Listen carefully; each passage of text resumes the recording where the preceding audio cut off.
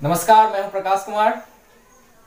आज जो हमारा वीडियो है वो आधारित है जनसंख्या वृद्धि यानी जनसंख्या परिवर्तन पर।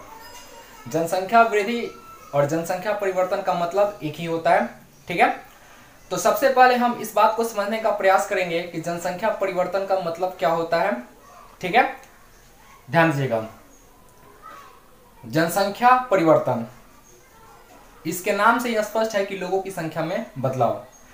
हम किसी भी क्षेत्र को अगर देखें तो समय के साथ क्या होता है, वहां पे निवास करने वाले लोगों की संख्या में बदलाव होता रहता है। यानी कि जैसे जैसे समय बीतता चला जाता है वहां पे निवास करने वाले लोगों की जो संख्या होती है वो बदलती चली जाती है।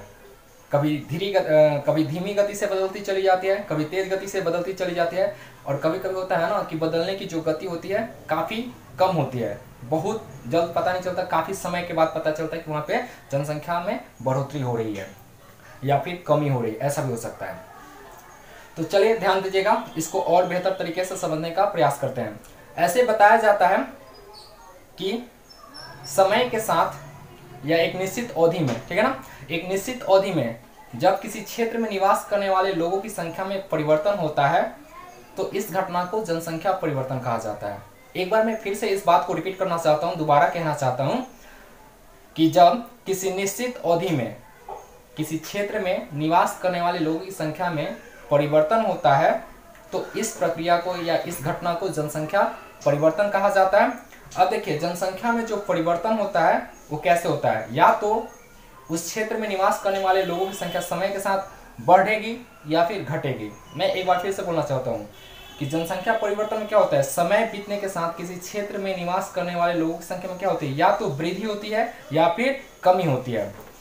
तो जब लोगों की संख्या में बढ़ोतरी होगी तो उस तरह के जनसंख्या परिवर्तन को धनात्मक परिवर्तन या फिर धनात्मक वृद्धि कहा जाता है। मैं एक बार फिर से रिपीट करता हूँ, जो जनसंख्या परिवर्तन होता है या फिर जो जनसंख्या वृद्धि होती है वो दो तरह की होती है।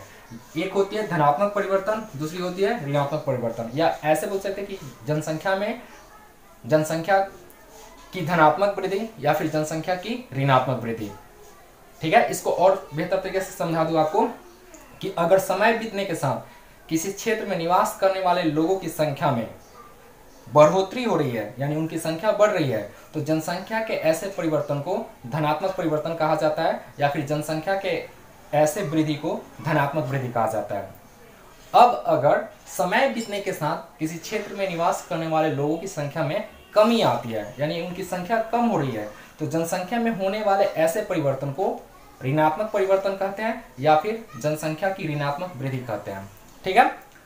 अब ध्यान दीजिएगा आगे कि जनसंख्या परिवर्तन से या फिर जनसंख्या वृद्धि से हमें क्या सूचनाएं मिलती हैं। तो देखिए, किसी भी क्षेत्र में जब जनसंख्या में परिवर्तन होता है या किसी भी क्षेत्र में जनसंख्या में होने वाले परिवर्तन से हमें वहाँ के समाज के बारे में बहुत कुछ जानकारी मिलती है। जैसे कि वहाँ के सामाजिक, सांस्कृतिक, ऐतिहासिक, आर्थिक विकास की जानकारी मिलती है। वहाँ के समाज के बारे में काफ़ी कुछ अनुमान लगाया जा सकता है जनसंख्या परिवर्तन से मिलने वाली सूचना के आधार पर, ठीक है ना। हम समाज के आर्थिक विकास के बारे में भी काफ़ी कुछ अनुमान लगा सकते हैं, किसके सहायता से, तो जनसंख्या वृद्धि की सहायता से, ठीक है ना।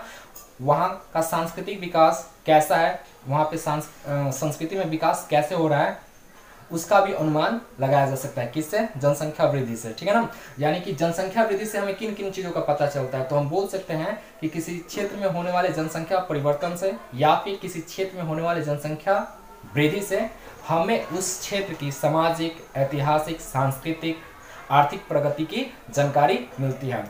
इस चीज़ को मैं आगे आने वाले वीडियो में और भी स्पष्ट करूंगा, ठीक है, क्योंकि आने वाले कुछ ऐसे भी टॉपिक है जहां पे इनकी फिर से जरूरत पड़ेगी, जिनका संबंध जनसंख्या वृद्धि से जोड़कर बताना पड़ेगा, ठीक है। अब कुछ और मैं जनसंख्या वृद्धि के बारे में बता दूं, ठीक है।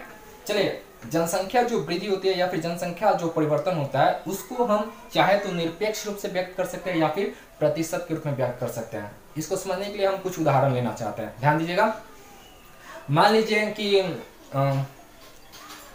कोई क्षेत्र है, कोई गांव ही ले सकते हैं, उस गांव की जनसंख्या अगर 2018 ईस्वी में, ठीक है ना, कितना, 2018 ईस्वी में 1000 है, ठीक है ना, कितने, 1000। यानी किसी गांव में 2018 ईस्वी में 1000 व्यक्ति थे, निवास करते थे। इसमें सभी है बच्चे बूढ़े स्त्री पुरुष सभी, ठीक है ना।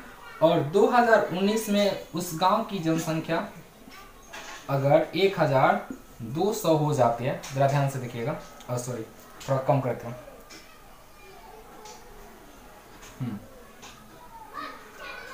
1060 व्यक्ति हो जा रहे हैं। मैं फिर से रिपीट कर रहा हूं कि मान लिया जाए कि कोई गांव है, उस गांव में 2018 ईस्वी में उस गांव की जनसंख्या कितनी है, 1000 व्यक्ति, ठीक है ना। उस गांव में 1000 व्यक्ति निवास करते हैं और एक साल बाद यानी कि 2019 ईस्वी में उस गांव में लोगों की कुल संख्या 1060 हो जाती है, यानी व्यक्तियों की कुल संख्या कितनी हो जाती है, 1060। तो हम यहाँ पे क्या देख रहे हैं कि समय बीता, एक साल का समय बीता, यानी एक साल की अवधि में उस क्षेत्र में निवास करने वाले लोगों की संख्या में क्या हो रहा है, परिवर्तन हो रहा है। और कितना परिवर्तन हो रहा है, तो यहाँ पे जो परिवर्तन हुआ 60 की संख्या में, यानी पहले कहने का मतलब क्या था, 1000 व्यक्ति रहते थे, अब जो व्यक्तियों की संख्या है 2019 में कितनी है, 1060 व्यक्ति, यानी कि लोगों की संख्या में तो बदलाव जो हुआ स्पष्ट रूप से दिखाई दे रहा है। और बदलाव कितने व्यक्तियों का हुआ, यानी कितनी संख्या में व्यक्तियों की वृद्धि हुई, तो 60 की संख्या में। हम यहाँ पे स्पष्ट रूप से देख रहे हैं कि यहाँ पे जो वृद्धि है, अब हम सोचे कि ये धनात्मक वृद्धि होगी कि ऋणात्मक वृद्धि होगी, तो हम स्पष्ट तौर पे देख के बता सकते हैं कि लोगों की संख्या पहले से क्या हुई है, बढ़ी है कि कम हुई है, कम नहीं हुई है बल्कि बढ़ी है, यानी कि लोगों की संख्या में 60 की वृद्धि हुई है, यानी कि अधिकता हुई है। तो हम बोलेंगे कि यहाँ पे जनसंख्या में धनात्मक परिवर्तन हुआ। और इसको बताना होगा तो दो तरीके से बता सकते हैं, या तो निरपेक्ष रूप से, प्रतिशत के रूप में। देखिए निरपेक्ष रूप से बताने का मतलब होता है कि इनका अंतर निकाल देंगे, यानी कितना हुआ, तो यहाँ पे वृद्धि कितनी हुई, 60 की, यानी कि जनसंख्या में परिवर्तन कितनी की हुई, 60 व्यक्तियों की। तो ये जो बताना हुआ ना, ये जो बताने का तरीका हुआ, ये कहलाएगा निरपेक्ष रूप से व्यक्त करना, यानी जनसंख्या में वृद्धि को यहाँ पे हमने निरपेक्ष रूप से व्यक्त किया, यानी संख्या के रूप में, निरपेक्ष संख्या के रूप में व्यक्त किया। अब उसके बाद ये भी हो सकता है कि हम जनसंख्या में होने वाले परिवर्तन को या होने वाले वृद्धि को प्रतिशत के रूप में भी व्यक्त कर सकते हैं। वो कैसे पता चलेगा, तो हम यहाँ पे देख रहे हैं कि 1000 से व्यक्तियों की संख्या बढ़ करके कितनी हो गई, 1060, यानी पहले लोगों की संख्या कितनी थी, 1000, ध्यान दीजिएगा।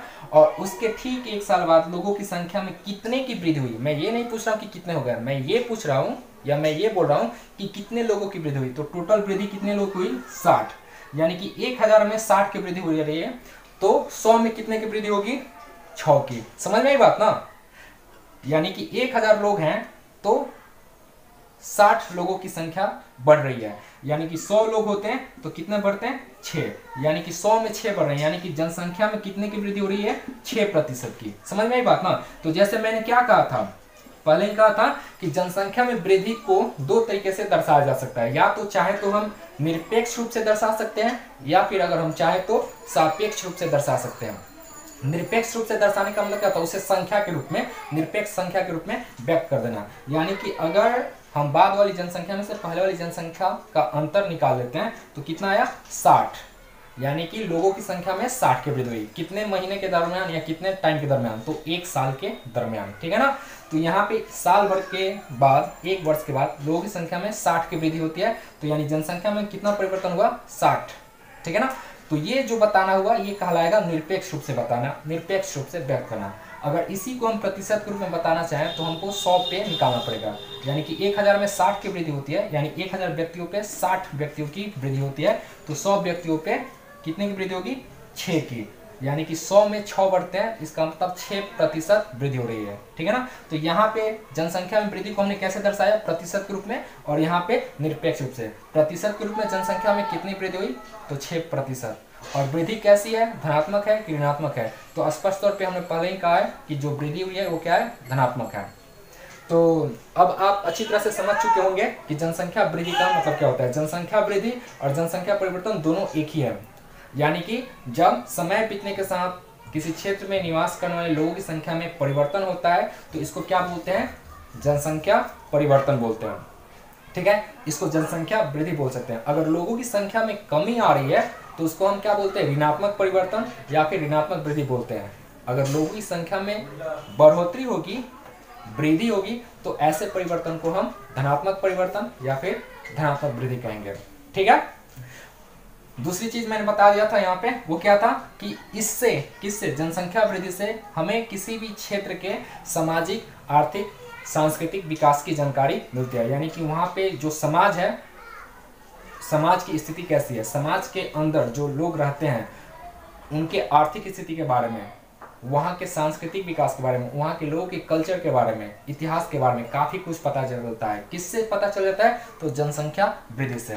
ठीक है, और ये चीज़ तो आप लोग समझ गए कि जनसंख्या वृद्धि को दो तरीके से व्यक्त किया जा सकता है, यानी कि चाहे तो निरपेक्ष संख्या के रूप में व्यक्त करें या फिर प्रतिशत के रूप में व्यक्त करें। ठीक है ना, यानी निरपेक्ष रूप से व्यक्त करने का मतलब ये होता है, निरपेक्ष रूप से व्यक्त करने का मतलब ये होता है कि अंतर निकाल करके जनसंख्या में हुए परिवर्तन को बता देना, यानी कि एक निरपेक्ष संख्या के रूप में बता देना। और सापेक्ष यानी प्रतिशत जो बोलते हैं, तो प्रतिशत क्या होता है? प्रतिशत सापेक्ष रूप से बताना होता है, यानी यहाँ पे हम क्या करते हैं? 100 से तुलना करके बताते हैं। ठीक है ना। अब जो आगे का वीडियो होगा उसमें हम इस बात की चर्चा करेंगे कि जनसंख्या में जो परिवर्तन होता है किन कारणों से होता है, क्योंकि ये हमारे लिए जानना महत्वपूर्ण हो जाता है कि जनसंख्या में वृद्धि आखिरकार हो कैसे जाता है। तो जनसंख्या में परिवर्तन जिन वजहों से होता है, जिन कारणों से होता है, उसकी चर्चा हम अगले वीडियो में करेंगे। धन्यवाद।